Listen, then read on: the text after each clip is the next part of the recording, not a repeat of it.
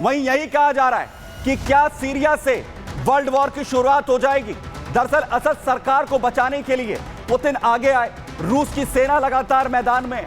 वहीं विद्रोही एचटीएस पर पुतिन के फुल फोर्स हमले लगातार जारी हैं। बड़े हमले एक के बाद एक यहां पर किए जा रहे हैं और अब तुर्की और अमेरिका की तरफ से भी बारूदी बैटल ग्राउंड में आना अब तय माना जा रहा है, जिसमें सीरिया में तुर्की का नुसरा फ्रंट विद्रोहियों को लगातार शह दे रहा है। बड़ी बात आपको बताऊं, जिसमें अब एचटीएस यानी हयात तहरीर अल शाम जिसे कहते हैं, उसे मदद लगातार यहां पर मिल रही है। सीरिया के राष्ट्रपति असद से हयात विद्रोही लगातार युद्ध लड़ रहे हैं लगातार, जिसकी वजह से इसकी शुरुआत हुई है। ईरान, इराक और अरब देशों के मिलिशिया फाइटर ग्रुप्स की अगर हम यहां पर बात करें, असद के समर्थन में युद्ध में कूदने का ऐलान यहां पर कर चुके हैं, जिसकी वजह से यह हालात और मुश्किलों के होते हुए सीरिया में दिख रहे हैं। वहीं सीरिया में हिजबुल्लाह के खिलाफ इजराइल हमले लगातार कर रहा है। सीरिया में इससे पहले इजराइल की तरफ से भी, क्योंकि हिजबुल्लाह को सीरिया से सपोर्ट मिलती है,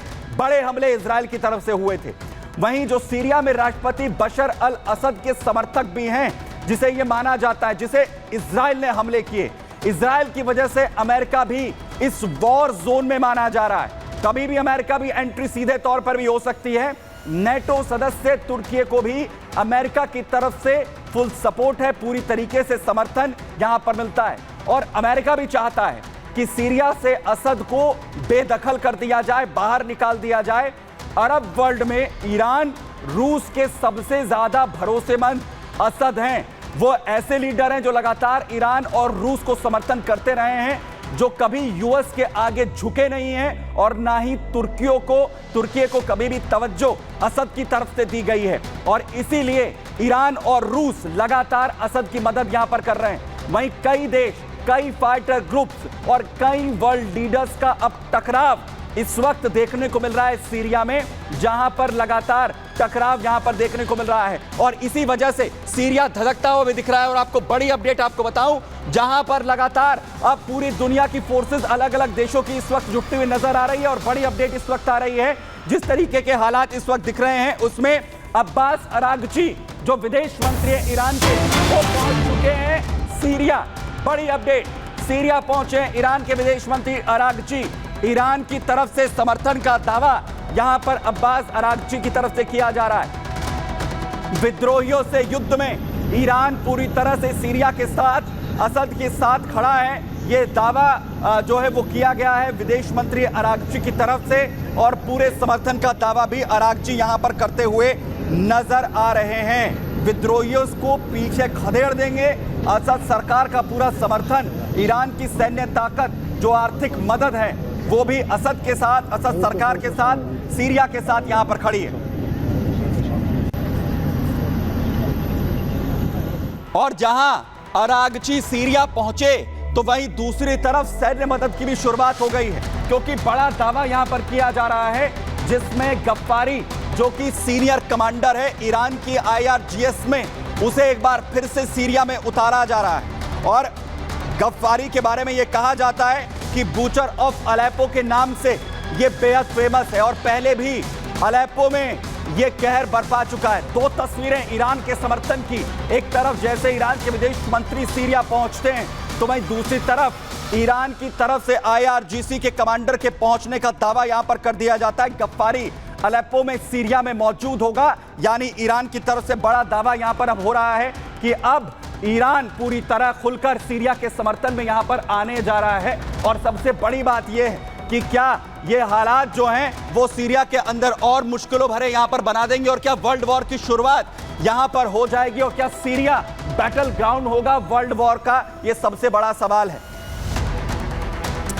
वहीं आपको लिए चल रहा हूं युद्ध के दूसरे मोर्चे की ओर, क्योंकि दूसरी तरफ पुतिन जो लगातार ये कह रहे हैं कि कभी भी बड़ा अटैक यहां पर किया जा सकता है, जहां पर पुतिन की तरफ से बड़े हमले का जो है वो जिक्र किया जा रहा है और उसके बाद ये कहा जा रहा है कि पुतिन कभी भी बड़ा हमला कर सकते हैं, क्योंकि उन्होंने और सैनिक का और ज्यादा जो उत्पादन है उसे बनाने का आदेश जो है वो जारी कर दिया है। पुतिन की और सैनिक जो यूरोप में अब प्रलय यहां पर मचा सकती है, हालात पूरी तरीके से जो है वो बिगड़ते हुए नजर यहां पर आ सकते हैं। दरअसल उससे पहले वो तस्वीर याद कीजिए जिसमें बड़ा हमला रूस की तरफ से किया गया था। रूस ने बड़ा अटैक यहां पर जो है वो किया था। जरा वॉल 2 में तस्वीरें जरा डालिए, जब यूक्रेन पर बड़ा हमला आईसीबीएम के जरिए किया गया और सैनिक मिसाइल जिसके जरिए यह बड़ा अटैक हुआ 21 नवंबर को दहल गया था पूरी तरह से यूक्रेन।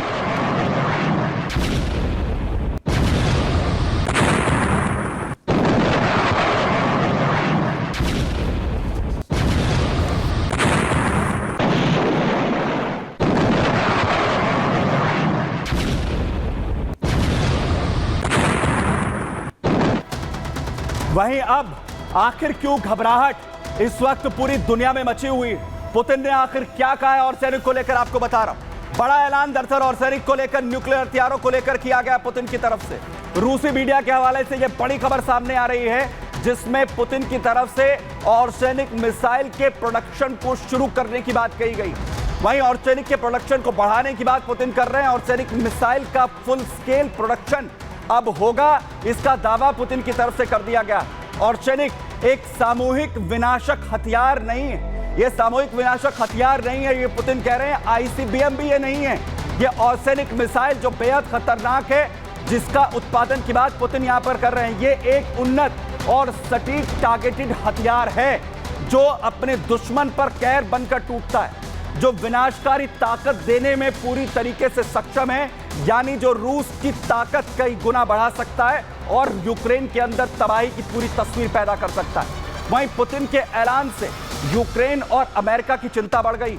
अमेरिका और साथ ही यूक्रेन के अंदर इस वक्त खलबली है। यूक्रेन पर हाल ही में ऑर्सेनिक मिसाइल से दरअसल हमला जो किया गया था, जिसमें यह कहा गया कि यूक्रेन को टेस्टिंग ग्राउंड बना दिया गया पुतिन की तरफ से। ऑर्सेनिक मिसाइल निप्रो पर पहली बार दागी गई थी। निप्रो शहर पर बड़ा हमला जो है वो किया गया था, जिसके बाद पूरी तरह यूक्रेन दहला और साथ ही साथ जो किस तरीके से खलबली यूक्रेन के अंदर मच गई थी। और वहीं रूस के विध्वंसक ऑर्सेनिक मिसाइल के प्रोडक्शन की जैसे ही पुतिन ने बात कही, पूरी दुनिया के अंदर खलबली इस वक्त मची हुई है।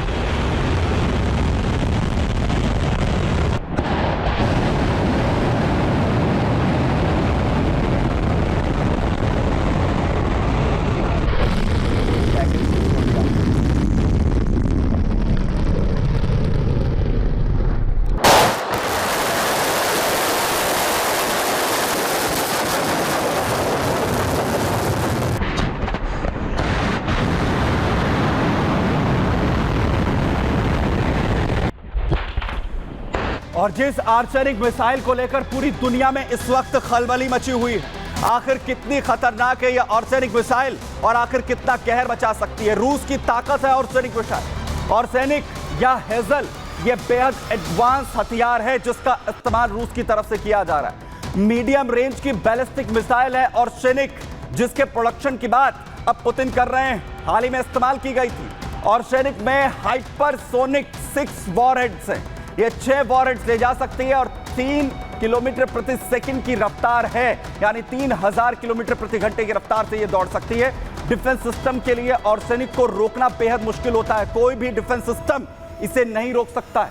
आर्सेनिक मिसाइल परमाणु हथियार नहीं है, ये बड़ी बात। और इसके इतर यानी रूस इसका इस्तेमाल कर सकता है, जो कि न्यूक्लियर हमले में काउंट नहीं होगा।